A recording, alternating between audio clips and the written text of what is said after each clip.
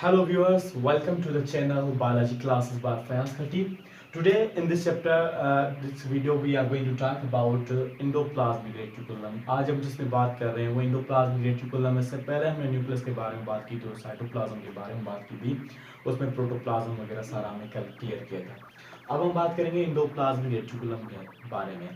ये एक ऑर्गेनल है एंडोप्लाज्मिक रेटिकुलम जो कि डबल मेम्ब्रेन बाउंडेड ऑर्गेनल है, मौजूद होता है हर लिविंग सेल के अंदर एक्सेप्ट प्रोकैरियोटिक सेल। ठीक है, प्रोकैरियोटिक सेल जो होते हैं उसके अलावा बाकी सब में मौजूद होता है और कुछ और भी एक्सेप्शंस है, वो भी हम पढ़ेंगे कि किसमें नहीं होते मौजूद। Now what is endoplasmic reticulum? Endoplasmic reticulum जो है इसको पहले सबसे पहले ऑब्जर्व किया था पोर्टर ने लिवर सेल्स के अंदर ऑब्जर्व किया 1953 में।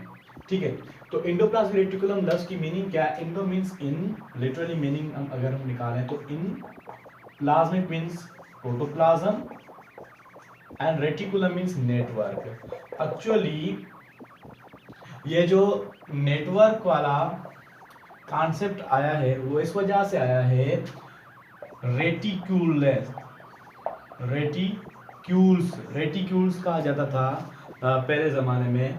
ठीक है, ग्रीक में जो उनके पास बैग्स होते थे लेडीज़ के पास, उनको रेटिक्यूल्स कहा जाता है। वो नेटवर्क के बने होते थे, ठीक है, धागों के, तो रेटिक्यूल्स कहा गया था। तो इसकी जो स्ट्रक्चर है वो भी रेटिक्यूल्स की तरह ही होती है, जिसके नेटवर्क होता है। इंडोप्लाज्मिक रेटिकुलम मींस एक प्रोटोप्लाज्म के अंदर एक नेटवर्क है ये।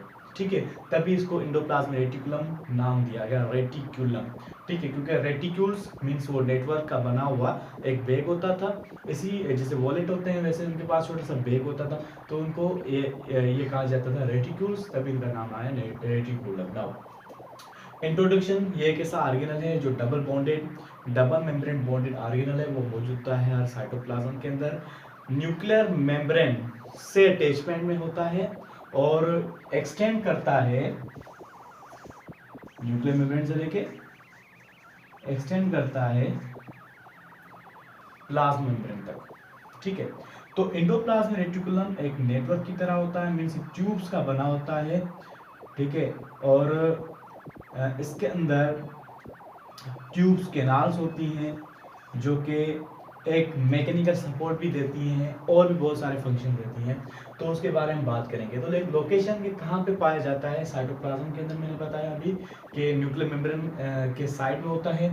उसके अलावा ये मैच्योर आरबीसीज के अंदर नहीं होते, एंडोप्लाज्मिक रेटिकुलम मैच्योर आरबीसीज के अंदर नहीं होते, क्योंकि मैच्योर आरबीसीज के अंदर दूसरे बहुत सारे ऑर्गेन्स वो भी मिस होते हैं, एक सेल के अंदर भी ये नहीं होता। ठीक है, उसके अलावा एम्ब्रियोनिक सेल्स जो होते हैं उसके अंदर भी ये नहीं होता, बाकी दूसरे सेल्स में होता है। स्ट्रक्चर कैसे होती है? स्ट्रक्चर नेटवर्क की तरह होते हैं। ठीक है, केमिकल कंपोजिशन ये है कि लिपोप्रोटीन इसके अंदर बहुत ज़्यादा जो कंसंट्रेशन में होती है, इसके अलावा वो दूसरी प्रोटीन्स होती हैं, कार्बोहाइड्रेट्स भी इसके अंदर मौजूद होती हैं। नाउ टाइप्स इसके एंडोप्लाज्मिक रेटिकुलम के दो टाइप्स हैं।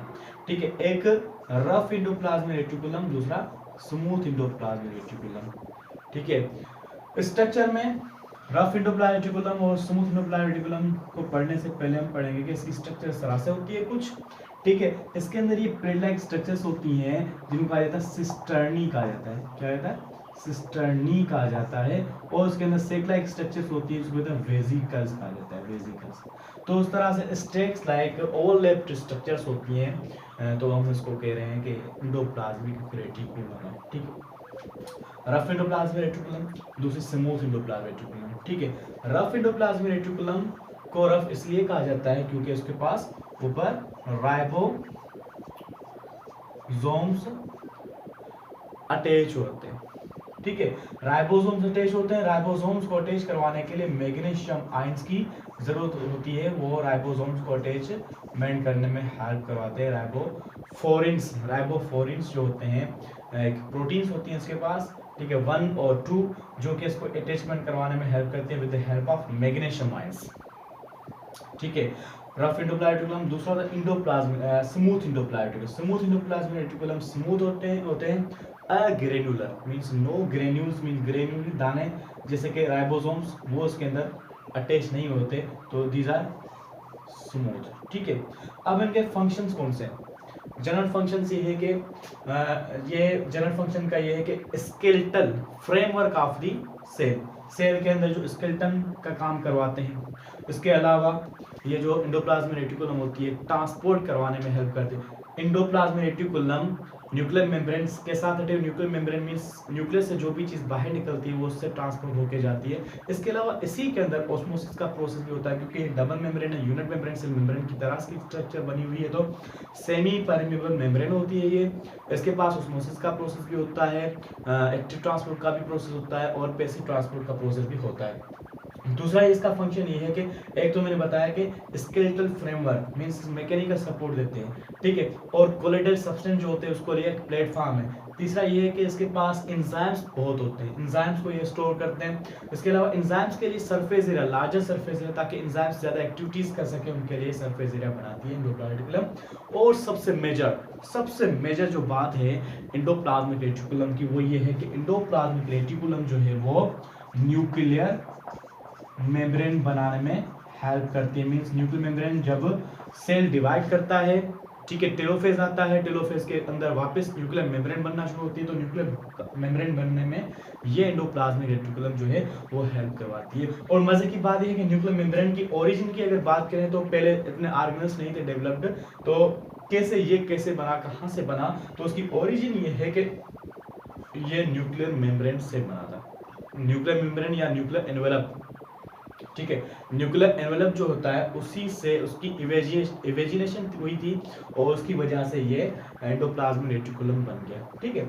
और अब न्यूक्लियर मेम्ब्रेन बनाने में भी यही हेल्प करता है, ठीक है। और फंक्शन ऑफ स्मूथ, अब ये थे जनरल फंक्शंस थे एक एंडोप्लाज्मिक रेटिकुलम के। अब फंक्शंस स्मूथ एंडोप्लाज्मिक रेटिकुलम के कौन से और रफ एंडोप्लाज्मिक रेटिकुलम के कौन से। स्मूथ एंडोप्लाज्मिक रेटिकुलम का फंक्शन ये है कि detoxification of xenobiotics, mean xenobiotics वो जो कार्सिनोजेनिक और टॉक्सिक मटेरियल्स जो हमारी बॉडी के अंदर होते हैं उसको ये किल करने में हेल्प करता है, लिवर के अंदर स्पेशली, ठीक है। स्मूथ एंडोप्लाज्मिक रेटिकुलम उन सेल्स में ज्यादा होती है जिनको कुछ सिक्रेशंस करनी होती हैं, ठीक है, लिपिड लाइक फैटी एसिड्स वाले फैटी सेल्स होते हैं वगैरह उनके अंदर से, ठीक है। सिंथेसिस ऑफ लिपिड और लिवर के अंदर भी ये होती है, मेटाबॉलिज्म करवाने में, सिंथेसिस ऑफ लिपिड बनाने में, glycogenolysis means glucose 6 phosphatase enzyme वो इसके पास पाया जाता है, जो ग्लूकोज को आइसोमरेज के बाद जो है 6 कार्बन जो है बनाने में हेल्प करवाता है, उसको डिटॉक्सी मीन्स उसको तोड़ने में हेल्प करवाता है, ग्लाइकोजेनोलाइसिस, ठीक है। कोलेस्ट्रॉल बनाने में हेल्प करवाता है, प्रोटीन, अच्छा ग्लाइको कोलेस्ट्रॉल बनाने में। इसके अलावा मेन इसका फंक्शन ये है स्मूथ एंडोप्लाज्मिक रेटिकुलम का, सार्कोप्लाज्मिक रेटिकुलम कैल्शियम को स्टोर करने में और कैल्शियम को रिलीज करवाने में हेल्प करती है। मींस हमारे अंदर जो इम्पल्स को कैरी ऑन करने के लिए भी ये हेल्प करवाती है smooth endoplasmic reticulum in skeletal muscle system. Okay, now इसके अलावा function of rough endoplasmic reticulum का मेन फंक्शन है कि प्रोटीन सिंथेसिस करवाती है, ठीक है, क्योंकि इसके पास राइबोसोम्स होते हैं, राइबोसोम्स के लिए एक प्लेटफॉर्म है, उसके बाद प्रोटीन बनती है। इसके अलावा मॉडिफिकेशन ऑफ प्रोटीन के साथ कोई शुगर वगैरह ऐड करवाना है वो भी इसके अंदर होता है। तो ये सब कुछ एंडोप्लाज्मिक रेटिकुलम के बारे में, ठीक है, जो आज हमने पढ़ा है एंडोप्लाज्मिक रेटिकुलम नेटवर्क है जो मौजूद होता है हर साइटोप्लाज्म के अंदर, जो यूकैरियोटिक सेल्स होते हैं। स्मूथ एंडोप्लाज्मिक रेटिकुलम के जो है वो लिवर सेल और जो फैटी एसिड सेल जो सिक्रेशन वाले सेल्स होते हैं उसके अंदर ज़्यादा होती है, और रफ एंडोप्लाज्मिक रेटिकुलम उसके अंदर ज़्यादा होती है जो प्रोटीन्स बना लाइक गोबलेट सेल्स होते हैं जो म्यूकस बनाने में हेल्प करते हैं, ठीक। इस तरह से उन सेल्स में लाइक पेनक्रीज वाले cell, islets of Langerhans cells, right, उनके अंदर रफ एंडोप्लाज्मिक रेटिकुलम ज़्यादा होती है। So this is all about the endoplasmic reticulum. For more lectures, like and subscribe our channel so that we can make more lectures for you. Thank you.